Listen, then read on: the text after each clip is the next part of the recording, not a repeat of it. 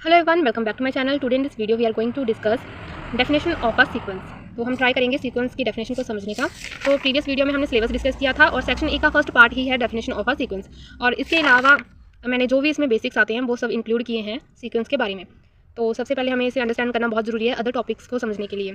तो हम शुरू करते हैं। सबसे पहले सीक्वेंस के लिए हमें जानना होगा कि फंक्शन क्या होता है। तो फंक्शन क्या होता है? Function is basically a relationship. Function होता है एक रिलेशनशिप, जैसे कि हर इनपुट के लिए एक आउटपुट होगा, इनपुट और आउटपुट का relation. A function f from a to b is written as f maps a to v। तो यहाँ पे जो कॉलन है इसको मैप्स बोलते हैं। ये सब आपको पता होगा, 12th 11th में हमने पढ़ा है। a to b associates each element x belongs to a to unique element of b y belongs to b। तो ऐसा है कि जो हर एलिमेंट होगा a का, वो हर एलिमेंट जो b का है उसको मैप करेगा। Set a elements correspond set b elements. For example fx is equal to Y is equal to X plus two. तो f यहाँ पे है फंक्शन, x है जो हम इनपुट पुट करेंगे और y जो है आउटपुट। इसको fx को हम टोटल y भी बोल सकते हैं, और यहाँ पे हम कुछ भी पुट कर सकते हैं, जैसे कि कोई भी इक्वेशन जो हमने एग्जांपल के लिए लेनी है, जहाँ पे जो सिंपल हमने ले लिया है x प्लस टू। तो जब हम यहाँ पे पुट करेंगे वैल्यूज़, x की जगह पे हम पुट कर देंगे 1 इनपुट। जब हम 1 पुट करेंगे तो 1 plus two is equal to 3। जब 2 पुट करेंगे 2 प्लस टू 4, 3 पुट करेंगे 3 प्लस टू 5, 4 पुट करेंगे 4 प्लस टू 6। तो इस तरह हर इनपुट के लिए अलग अलग वैल्यू आ जाएगी। हर इनपुट के लिए एक आउटपुट मिले तो उसे हम कहते हैं फंक्शन। आई होप आपको ये क्लियर हो गया होगा कि फंक्शन क्या होता है। तो इसमें हम थोड़ा सा और देख लेते हैं। यहाँ पे एफ एक्स, यहाँ पे जो एक्स है वो क्या है? डोमेन। डोमेन क्या होता है? इनपुट्स का सेट, इनपुट्स का सेट जिसे हम डोनेट करते हैं डी एफ से। और यहाँ पे हमने एग्जाम्पल ली थी एक्स प्लस टू जो कि इक्वल टू है वाई के। वाई क्या है? इमेज, या फिर हम कह सकते हैं आउटपुट का सेट, जिसे हम डोनेट करते हैं आर एफ से, जो क्या होते हैं? रेंज। इमेज को रेंज, कोडोमेन ये सब बोल सकते हैं, और ज़्यादातर हम रेंज और डोमेन वर्ड यूज़ करेंगे। सीक्वेंस क्या होता है? Ordered list of numbers that follow specific rule और पैटर्न। एक ऐसा फंक्शन जिसके इनपुट नेचुरल नंबर्स 1 2 3 4 ये सब होते हैं, तो उसको हम बोलते हैं सीक्वेंस। तो a set of numbers a1 a2 a3 written in a definite order. Mathematically कैसे जो मेन डेफिनेशन है वो ये है, और काफ़ी ईजी मैंने डेफिनेशन लिखी हुई है यहाँ पे। A sequence is a function whose domain is the set of natural numbers and whose range is a subset of real numbers। तो ये बहुत ही इजी और अच्छी डेफिनेशन है। बुक में काफ़ी कॉम्प्लेक्स डेफिनेशंस दी होती हैं, तो आप ये वाली डेफिनेशन फॉलो कर सकते हो। That is f from n to r, fn is equal to an। Value of fn at n is an। तो ये है definition. A sequence is a function whose domain is the set of natural numbers। Domain में set of natural numbers आएंगे और range में subset of real numbers आते हैं। तो an क्या होती है? nth term. Thus a sequence whose nth term is an is written as curly brackets an। तो कर्ली ब्रेसेस हम लगा देंगे। तो इस तरह से मेनली रिप्रेजेंट किया जाता है सीक्वेंस को। इसके अलावा हम ओपन ब्रैकेट्स या पेरेंथेसिस जिसे हम कहते हैं वो यूज़ कर सकते हैं, और एंगल ब्रैकेट्स यूज़ कर सकते हैं। और यहाँ पे जो n है natural number, terms of sequence denoted by writing all terms in brackets. Terms of sequence are denoted by writing all terms in brackets.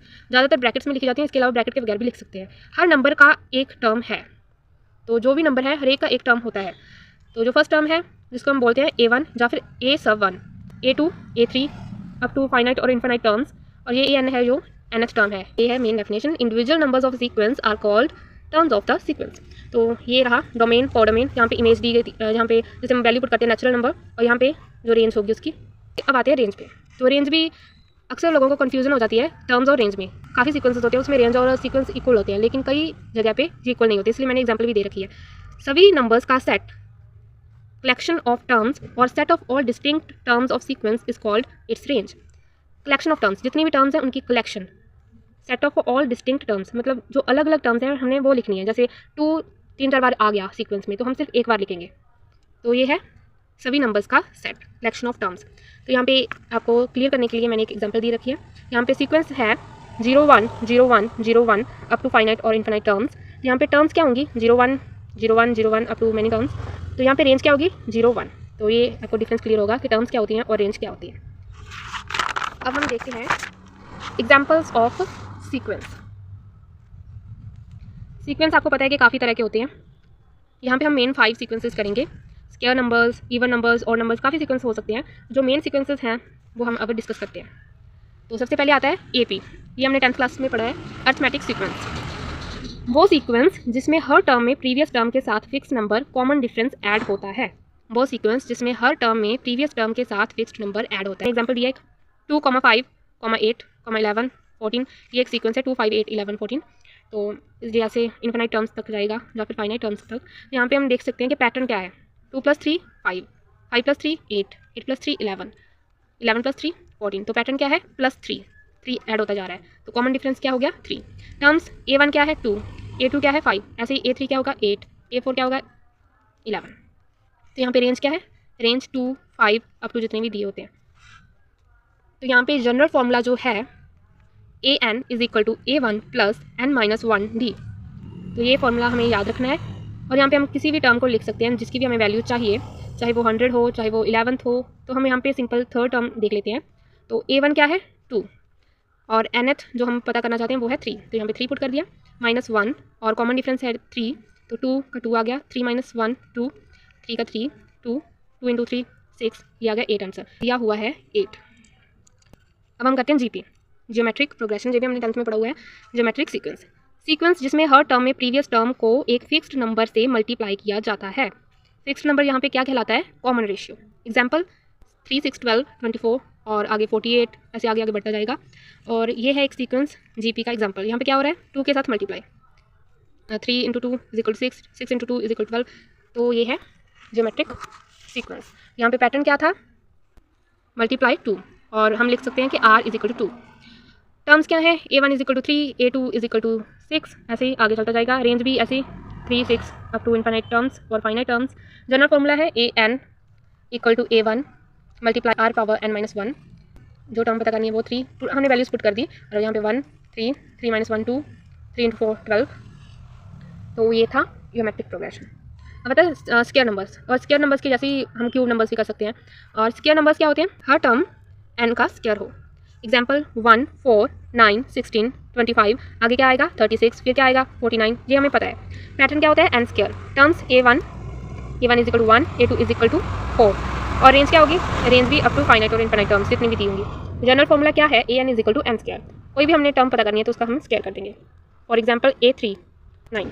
तो और अब आती है अल्टरनेटिंग सीक्वेंस। इसमें पॉजिटिव और नेगेटिव टर्म्स अल्टरनेट करते हैं कि एक के बाद दूसरा आता है, और जहाँ फिर कोई रिपीटिंग पैटर्न हो। तो यहाँ पे एग्जांपल दी हुई है जो कि काफ़ी यूज़ होगी आगे भी क्वेश्चंस में। ये सीक्वेंस है जो काफ़ी इंपॉर्टेंट है।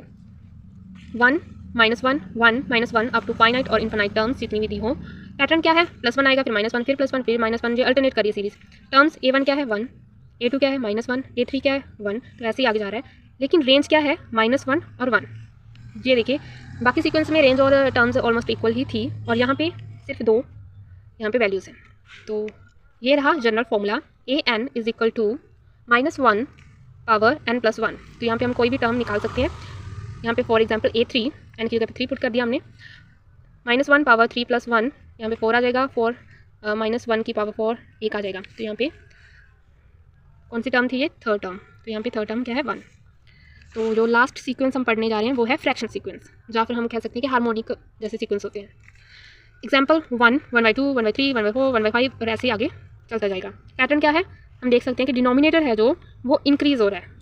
टर्म्स A1 क्या है 1, A2 क्या है 1/2, रेंज क्या है 1 1/2 1/3, ऐसे up to many terms. General formula क्या है 1/n।